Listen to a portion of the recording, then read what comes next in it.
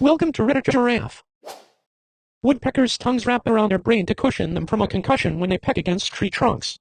Frederick Bauer, the inventor of the Pringles can, is buried in one. Most of the camels of Saudi Arabia are imported from Australia. We don't really know who the inventor of the fire hydrant is, because the patent was destroyed in a fire. There was a genetic bottleneck in standard poodles starting in the 1950s.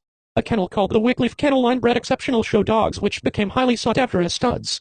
Even today, many standard poodles carry a substantial percentage from this line which traces back to just 5 dogs. A fungi grows next to the highly radioactive elephant's foot in the Chernobyl reactor.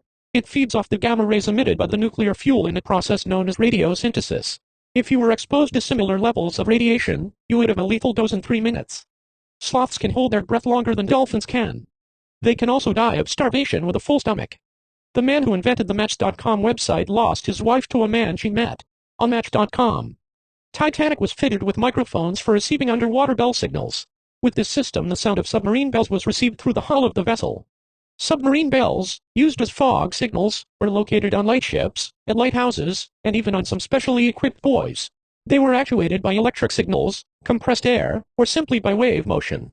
Titanic had 2 submarine microphones on her hull, one on each side. These were the ears of the ship. By switching between the port and starboard microphones and comparing the volume of the bells, the navigation officer could determine the direction to the navigation aid. Sound travels much further through water than through air. These bells could be heard over 15 miles away through the headset. A pretty cool way of navigating at a time when GPS and radar didn't yet exist. You know what though? The pools on the Titanic are still full to this day. When male honeybees orgasm, their penises explode with a pop. Audible to human ears. Doorknobs that are made out of brass can disinfect itself in about 8 hours.